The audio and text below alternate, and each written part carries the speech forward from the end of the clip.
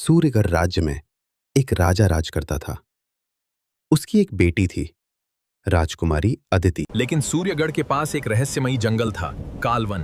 उस जंगल में कोई नहीं जाता था क्योंकि वहां एक काली गुफा थी जिसे लोग कहते थे कोक मौत की गुफा।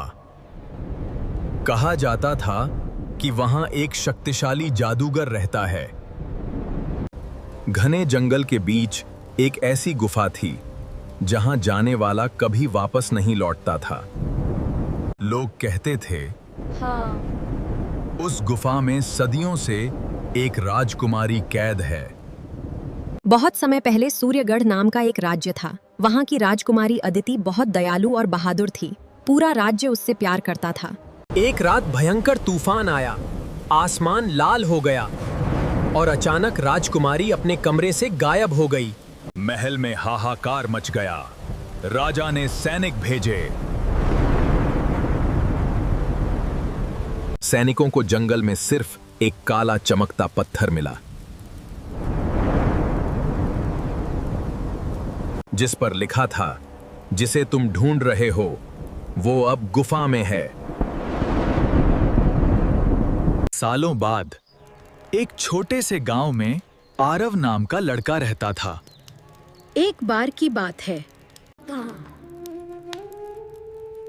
उसे बचपन से रहस्यमयी चीजों में दिलचस्पी थी। एक दिन उसकी दादी ने उसे गुफा की कहानी सुनाई।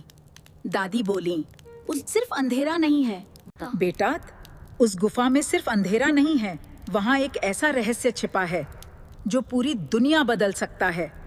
जंगल में उसे एक साधु मिला। साधु ने कहा, अगर गुफा में जाना है तो ये जादुई दीपक अपने साथ ले जाओ। अगली सुबह आरव अकेला जंगल की ओर निकल पड़ा। जंगल में अजीब आवाजें आ रही थीं। पेड़ ऐसे लग रहे थे जैसे ही आरव गुफा के अंदर गया, दीवारें अपने आप हिलने लगीं और पीछे का रास्ता बंद हो गया। अब उसके सामने सोने और हीरों का पहाड़ था। लेकिन आरव जानता था, सच्ची दौलत इंसान का दिल होता है। दर्पण ने उसे राजा बनने का लालच दिया, लेकिन आरव ने सच्चाई का रास्ता चुना। आखिरकार आरव को राजकुमारी अदिति मिल गई, लेकिन उसके पीछे एक भयानक अंधेरा खड़ा था। लेकिन तभी राजकुमारी मुस्कुराई और बोली, असल में मैं कभी कैद नहीं थी। आरव और राजकुमारी गुफा के आखिरी हिस्से तक पहुंचे तो वहां एक विशाल सिंहासन रखा था। पूरा कमरा नीली आग से चमक रहा था। लेकिन अचानक राजकुमारी अदिति रुक गई। उसके चेहरे पर डर साफ दिखाई दे रहा था। क्या हुआ? अब तुम जो देखने वाले हो, उसके बाद शायद तुम मुझ पर कभी भरोसा नहीं करोगे। तभी अचानक सिंहासन के पीछे की दीवार टूटने लगी। धीरे धीरे धुएं में से एक विशाल पत्थर का दरवाजा बाहर आया। उस दरवाजे पर एक तस्वीर बनी थी और तस्वीर देखकर आरव के होश उड़ गए, क्योंकि उस तस्वीर में आरव खुद बना हुआ था। दीवार पर बनी तस्वीर में आरव जंजीरों में कैद था और उसके सामने खड़ी थी राजकुमारी अदिति, लेकिन उसकी आंखें पूरी काली थीं। ये कैसे हो सकता है? क्योंकि यही इस गुफा का सच है। अचानक राजकुमारी के हाथों से काली शक्ति निकलने लगी। उसकी आवाज बदल गई और वह बोली, मैं इस गुफा की कैदी नहीं हूँ।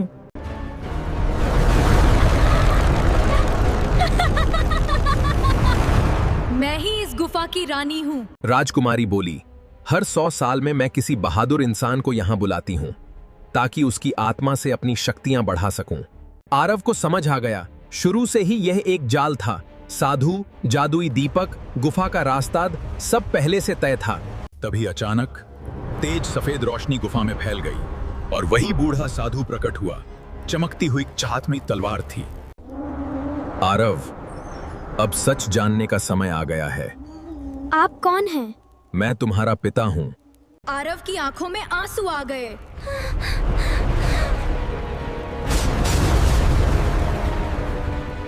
उसे बचपन से कहा गया था कि उसके पिता मर चुके हैं, लेकिन असल में उसके पिता सालों से इस गुफा के रहस्य की रक्षा कर रहे थे।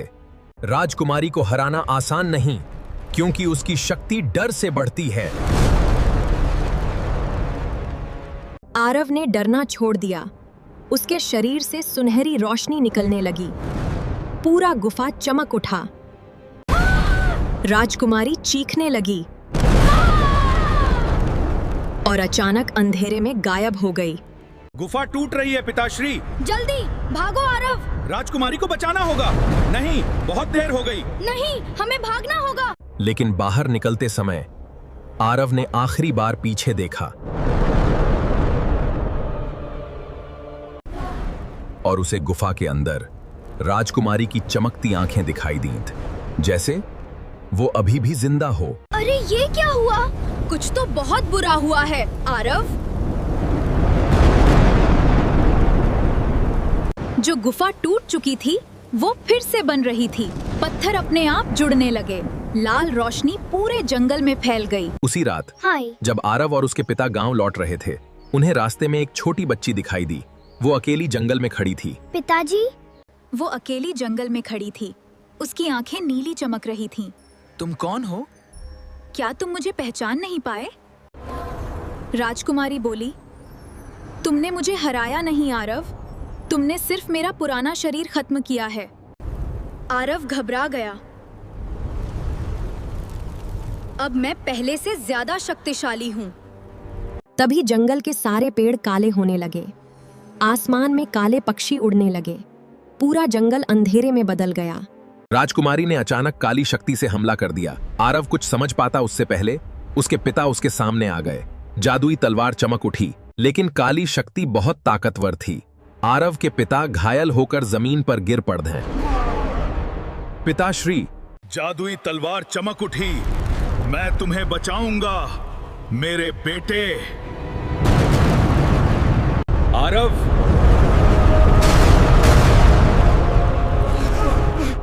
इस गुफा का रहस्य अभी खत्म नहीं हुआ। मरने से पहले आरव के पिता ने उसे एक पुराना नक्शा दिया।